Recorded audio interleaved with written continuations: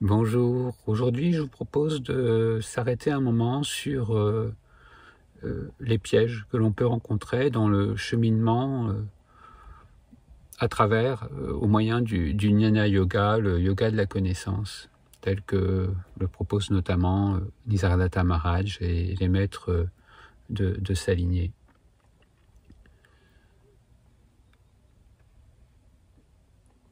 Ce n'est pas la première fois que ce genre de piège, de travers va être abordé, bien évidemment, mais peut-être d'insister un peu plus lourdement dessus, euh, pour que ce soit peut-être entendu par certains. La tentation et des fois la dynamique qui fait venir vers cette voie plus particulière, c'est de se dire ça y est, je vais comprendre, je vais saisir, je vais enfin savoir. Alors, c'est très bien, ça part de cette dynamique-là, de quelqu'un qui cherche à comprendre, à savoir, qui s'interroge, qui voit que ce qui lui a été proposé comme concept dans la société ne convient pas, ne lui convient pas, et donc se met à la recherche de divers enseignements, ou d'un questionnement, ou de réflexions, de propos de sages qui vont étayer, qui vont soutenir son propre questionnement.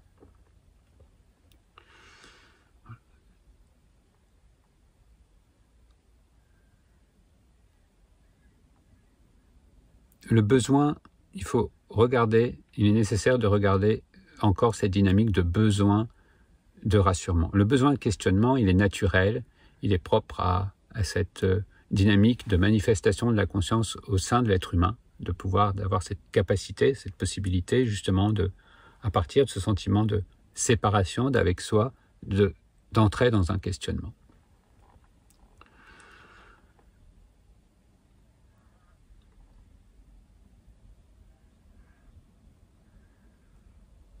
Le travers, ça pourrait être de ne pas voir le besoin de rassurement, la peur qu'il peut y avoir, toujours, ça n'a rien là non plus de personnel, en l'être humain, on va dire, de par ce sentiment de séparation avec sa totalité, d'avoir un besoin de rassurement, d'être dans le juste, dans le vrai. On va le retrouver dans la vie quotidienne, dans le fait des débats politiques, des philosophies différentes qui s'affrontent, dans le meilleur des cas, qui sont des joutes verbales, et comme on peut le voir, des conflits d'idées, qui mènent à des conflits et tout ce que l'on peut voir. Toujours derrière cette peur, en fait, et cette incapacité à pouvoir envisager que la connaissance, la vision de soi-même et du monde va toujours être une vision relative. À partir du moment où on la pose en absolu, c'est-à-dire en unique vérité possible, et donc automatiquement que les autres, s'ils ne sont pas de cet avis, que ce soit les autres, j'entends par là un questionnement philosophique, une voie spirituelle, une religion, ont tort. Toujours ce besoin de rassurement par rapport à ce sentiment de séparation. Et tant qu'il y a ça, eh bien c'est qu'il y a encore à l'action ce sentiment de séparation. Ça veut dire que il n'y a pas véritablement de repos en soi et de contact que la vérité, la réalité véritable de l'être vécu, ressenti là, est au-delà de tout mot, mais peut aussi s'envisager et être évoqué par différentes facettes. Certains vont évoquer plus la dimension de silence, d'autres la dimension d'amour, d'autres la dimension de beauté, d'autres encore, voilà, la dimension de reconnaissance dans le monde de cette totalité, de cette unicité, et encore et encore. Ce sont des facettes différentes. Et chaque voie va, chaque tradition, ou même dans une tradition, chaque enseignant va amener une coloration, va soutenir une coloration plus particulière. Suivant aussi, ensuite, dans une voie particulière, suivant la compréhension possible, c'est-à-dire l'ouverture de conscience à sa véritable nature, à sa réalité, eh bien, on va pouvoir avoir dans des enseignements soit progressifs, soit directs, mais tenant compte de la maturation de compréhension, des évocations progressives aussi. Et il n'y en a pas une qui est plus juste que l'autre. C'est juste que là, dans le moment, c'est cet aspect-là qui est pointé. Et ça, c'est toujours très difficile quand on reste limité à un mental pour qui c'est faux, c'est vrai. Si j'ai raison, l'autre a tort. Si cela est vrai, ça c'est faux. C'est une vision encore, vraiment, c'est un mental encore complètement pris dans la dualité, dans le besoin de, voilà, on-off, blanc, noir, vrai, faux.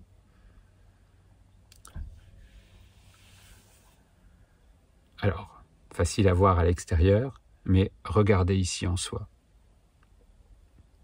Cela va permettre aussi, au final, de ne rien rejeter et de cesser ce combat-là qui peut être évoqué comme ça extérieurement, mais qui prend racine intérieurement. D'accepter, on pourrait dire, de reconnaître notre totalité. Bien sûr, l'accent est mis dans les enseignements sur ce qui est le moins contacté, on pourrait dire, sur ce qui est cette part oubliée de soi. Donc, une invitation à laisser de côté, évidemment, ce déséquilibre, mais pas pour rejeter, pour voir, pour pointer vers, et surtout pas simplement se contenter de concepts et de toujours essayer de trouver un autre mot ou une contradiction. Non, un vécu ici maintenant. Ces mots, à chaque fois, sont des mots d'une cartographie, mais qui pointent vers. Ne nous contentons pas de la carte, de lire la carte. Ça n'est pas en devenant un expert des cartes de la planète et que si vous restez dans votre salon, que vous allez connaître, expérimenter ce que c'est que d'avoir le corps balayé par la pluie, par le vent, sous une chaleur accablante, ou bien par un froid terrible qui vous rentre jusque dans les os. Non, c'est en allant au contact. Et bien là, pareillement, c'est une invitation à aller au contact de soi-même. Ce n'est pas lointain, ça n'est pas réservé à d'autres, c'est ici même. Et ça n'est pas encore en relisant un livre de plus. Il y a un temps pour la lecture, il y a un temps pour l'écoute. Oui, c'est la première étape. Mais ensuite, le plus dur, on pourrait dire, c'est de se poser simplement avec soi-même.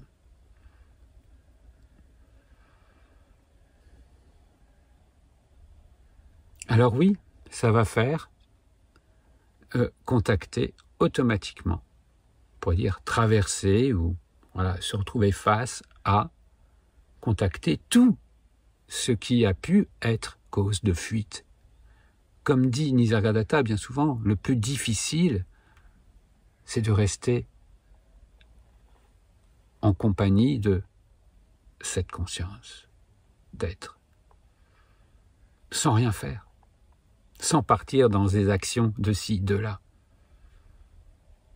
Toutes bien justifiées, peut-être très altruistes, voilà, ou très spirituelles, ou peu importe. Voir cela.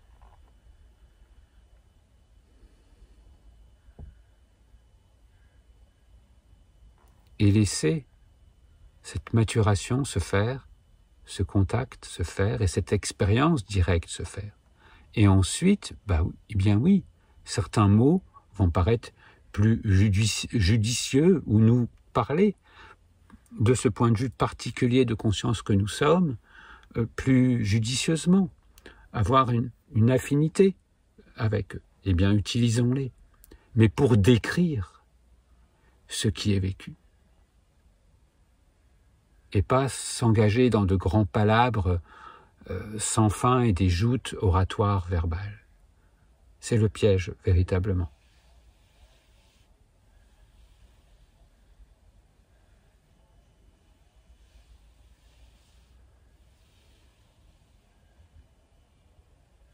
Et ensuite, eh bien, comme un aliment, on pourrait dire, qui, une fois assimilé, donne de l'énergie et va permettre une action, eh bien là, pareil, quand cette compréhension véritablement fait corps, eh bien là, oui, le comportement, l'attitude, vis-à-vis de soi, de cette reconnaissance de notre véritable dimension, et donc aussi du monde, qui est la même chose, eh bien, change d'elle-même, change spontanément, sans qu'il y ait à revendiquer quoi que ce soit. Bien au contraire, il y a de moins en moins de revendications, de justifications.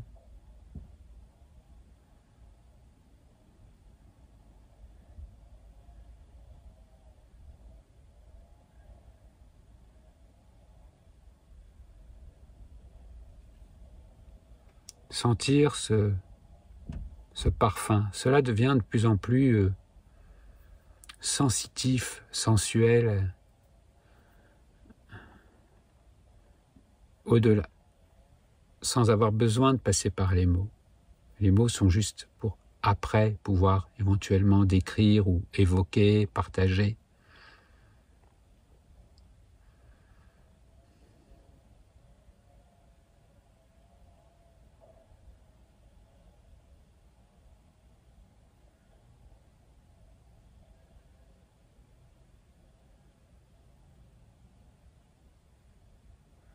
Revenir à ce qui de nous est avant tout savoir.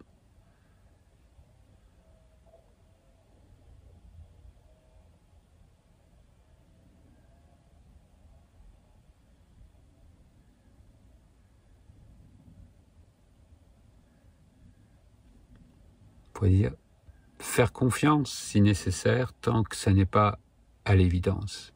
Ensuite, l'évidence, c'est l'évidence.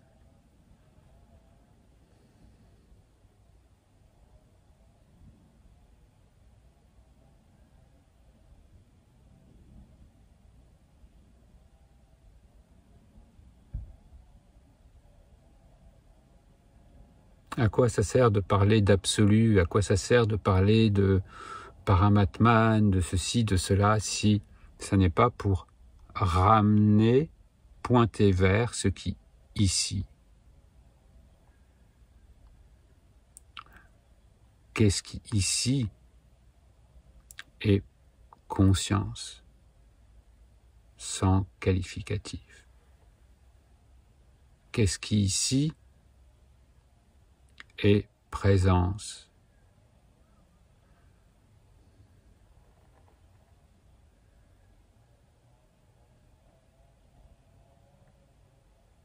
Et de façon très palpable, très concrète, comment la relation au corps se fait. Est-ce que le corps est quelque chose de serré, de perçu comme enfermé, qui me délimite? Ou est-ce que dans cette, on pourrait dire, spatialité, dans ce non limité, des sensations apparaissent?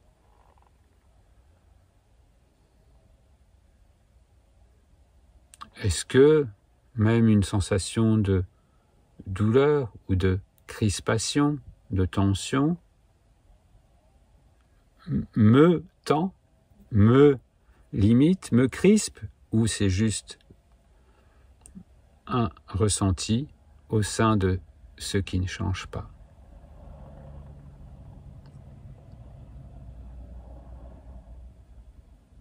Pareillement, dans cette présence, on pourrait dire silencieuse, mais pas qui se tient silencieuse, qui est silence, on pourrait dire, c'est le terme le plus juste, des pensées, des sons apparaissent, se déploient et disparaissent. Mais est-ce que cela interfère véritablement? Est-ce qu'il y a appropriation? Est-ce qu'il y a identification de certaines pensées qui me permettent de me définir, ou bien que je revendique, ou bien est-ce que ce déploiement se fait de lui-même, en lui-même?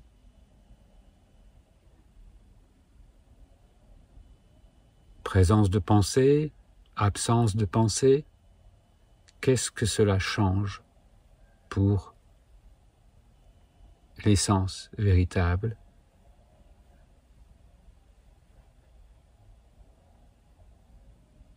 Pour cette présence conscience, ici même.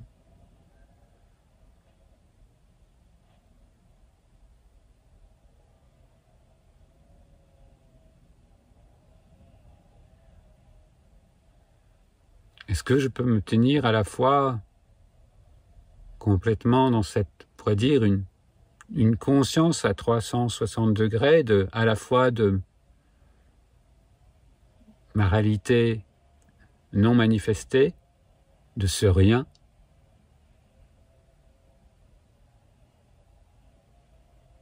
et à la fois de ce tout en même temps?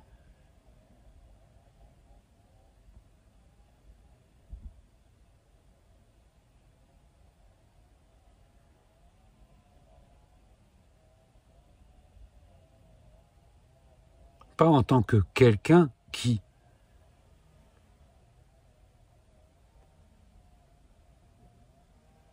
Ce quelqu'un apparaît aussi quand nécessaire pour interagir avec le monde de l'état de veille. Et ça n'est pas un problème non plus. Qui est-ce qui serait dérangé par ça?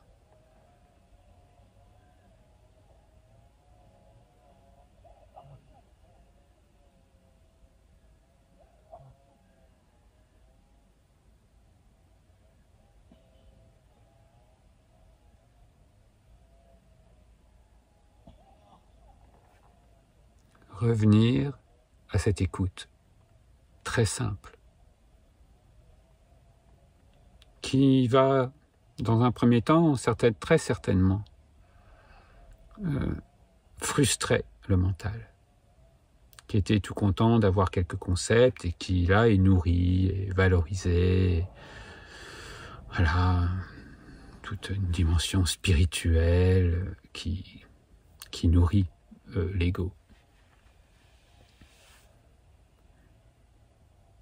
Laisser ça de côté et revenir au plus simple de soi.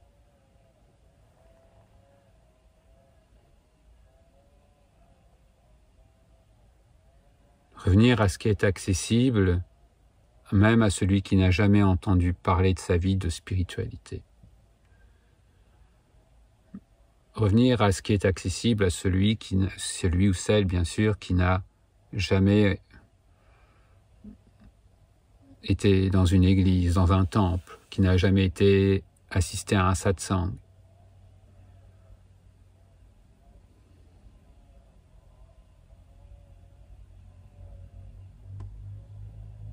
Bien heureusement, bien heureusement.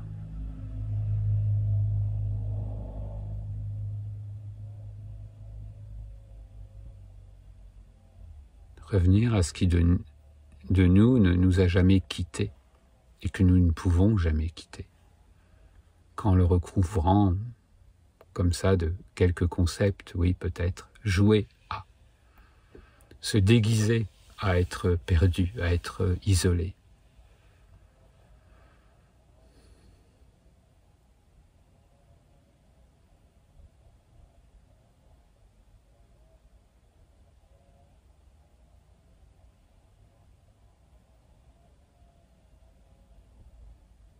Et ce n'est pas le personnage de l'histoire qui décide de quand ou comment le voile, le déguisement se retire. Bien évidemment, c'est celui qui se revêt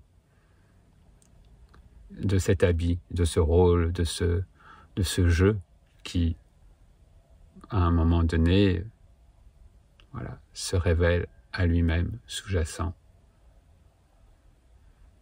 Comme un inspire, comme un expire, comme le mouvement des vagues, reste cet immuable. Et alors là, cet immuable se révèle complètement à lui-même. Il l'était toujours. Et c'est là, en cela que on peut dire que cela a toujours été là, cela sera toujours là, et que tout est à sa juste place. Mais de par une description de ce qui est. Voilà l'invitation que nous fait Nisargadatta et bien d'autres avant lui et le feront après lui. Un rappel de soi à soi.